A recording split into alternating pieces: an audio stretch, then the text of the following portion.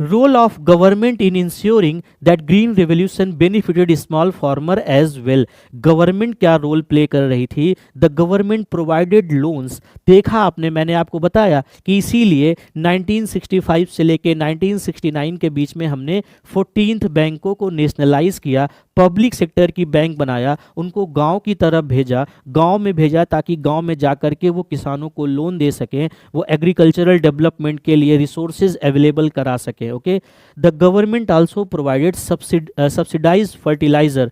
Subsidise fertilizer, सस्ते दाम पर फर्टिलाइजर दिया ताकि फर्टिलाइजर यूज करके वो नाइट्रोजन, पोटास और कैल्शियम को यूज करके वो प्रोडक्टिविटी को बढ़ा सके। Okay, the risk of the small farmers being ruined when pests attack their crops were reduced by the training given by government research institute. इसमें सबसे इंपॉर्टेंट रोल प्ले किया पूसा ने, राइट। अब इन सब ने नए पेस्टिसाइड्स बनाए ताकि क्रॉप्स को कीड़ों से बचाया जा सके, टिड्डों से बचाया जा सके। टिड्डे जब एक बार में आते हैं तो पूरी फसल को चट कर जाते हैं, कीड़े लग जाते हैं फसल में, गन्ने की फसलों में बहुत लगते हैं, तो इससे पूरी की फसल बर्बाद हो जाती है और किसानों का नुकसान होता है। तो पेस्टिसाइड इन तरह की प्रॉब्लम से उनको बचाते हैं।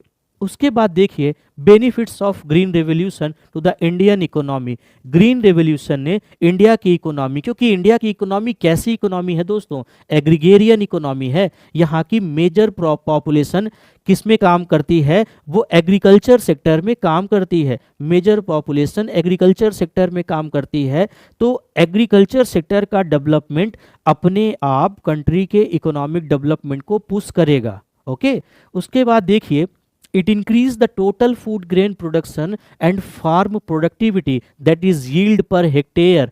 हुआ क्या? ग्रीन रेवोल्यूशन ने टोटल फूड ग्रेन प्रोडक्शन को बढ़ाया और फार्म प्रोडक्टिविटी को बढ़ाया कि एक हेक्टेयर में कितना उत्पादन होता है उसको बढ़ाया। जब हमने हाई यील्डिंग सीड्स को यूज़ किया, हाई यील्डिंग HYV को यूज़ किया, हमने हाईली प्रोडक्टिव सीड्स को यूज़ किया, हमने फर्टिलाइज़र को यूज़ किया, हमने पेस्टिसाइड्स को यूज़ किया, तो इन सब की वजहों से क्या हुआ कि हमारी प्रोडक्टिविटी जो है वो बढ़ गई, पर हेक्टेयर प्रोडक्टिविटी भी हमारी इंक्रीज हुई। Okay, farmers could earn a higher income as they had a marketable surplus, right. उनके पास जब मार्केट के हिसाब से सरप्लस प्रोडक्शन हो गया, उनके पास ज़्यादा प्रोडक्शन हो गया, तो वो उसको सेल करके प्रॉफिट जनरेट कर सके। A greater output helped in the lowering the prices of food grains. This benefited the consumers specially the poor who spend a large part of their income on food. हमारी अगर income का major हिस्सा हमारी भूख की ज़रूरतों में जाता है तो हमारा डेवलपमेंट बहुत मुश्किल हो जाता है। अगर हम प्रेजेंट की बात करें दोस्तों, हमारी गवर्नमेंट एक स्कीम चला रही है जिसका नाम है प्रधानमंत्री गरीब कल्याण योजना। प्रधानमंत्री गरीब कल्याण योजना को हमने कोविड के टाइम पर शुरू किया था, जिसमें हम हर फैमिली को हर यूनिट 5 किलो राशन देते हैं, राइट। कोविड के टाइम पर शुरू किया था। इस बार 2024 में हमारी गवर्नमेंट ने उसको 5 सालों के लिए और बढ़ा दिया, बिकॉज क्योंकि इन्फ्लेशन, महंगाई बहुत ज़्यादा दिखाई दे रही है और गरीब लोग हैं, उनकी इनकम का मेजर हिस्सा उनकी भूख की ज़रूरतें पूरी करने में चला जाता है, तो इससे उनका डेवलपमेंट नहीं हो पा रहा है। तो इस चीज़ को हमने बचाने के लिए प्रधानमंत्री गरीब कल्याण योजना शुरू की थी। और यहाँ पर वही बात लिखी हुई है कि जब प्रोडक्टिविटी बढ़ी, ज़्यादा फूड ग्रेन्स पैदा हो गए, तो फसलों के दाम कम हो गए, बफर स्टॉक हमारे पास ज़्यादा हो गया, अनाज के दाम कम हो गए और गरीब लोगों की आय बचने लगी, राइट। फिर हमने PDS सिस्टम भी शुरू किया था उस टाइम पर, पब्लिक डिस्ट्रीब्यूशन सिस्टम, जहां पर हम राशन की दुकानों में फ्री में लोगों को, गरीब लोगों को राशन देते थे। Okay, India became self-sufficient in the production of food grains. Earlier, these had to be imported. Right, हमने अपने आप को, अपनी इकोनॉमी को सेल्फ सफिशिएंट कर लिया, हमारे यहाँ बफर स्टॉक आ गया फूड ग्रेन्स का। Government was able to procure food grains and keep as a buffer stock with FCI, food corporation of India. FCI के गोदामों में अनाज को रखा जाने लगा। MSP पे हमारी गवर्नमेंट जो अनाज खरीदती थी उसको कहाँ रखा जाने लगा, एफसीआई के गोदामों में, और एफसीआई के गोदामों से वो पीडीएस की दुकानों पर जाती थी, पब्लिक डिस्ट्रीब्यूशन सिस्टम, सार्वजनिक वितरण प्रणाली की दुकानों पर जाती थी, जहाँ पर लोग इसको यूज़ करते थे। हमारी गवर्नमेंट लोगों को फ्री ऑफ कॉस्ट या बहुत ही कम दाम पर अनाज प्रोवाइड कराती थी, ताकि उनकी फूड सिक्योरिटी स्टैब्लिश की जा सके और उनकी आय भी बचाई जा सके, राइट। उसके बाद देखिए critical evolution of green revolution बहुत इंपॉर्टेंट है। अगर बोर्ड के हिसाब से भी देखें तो वहाँ भी बहुत पूछा जाता है, और सीयूटी में केस बेस्ड जो क्वेश्चंस आते हैं उसमें भी इस चीज़ के बारे में बहुत डिस्कस किया जाता है।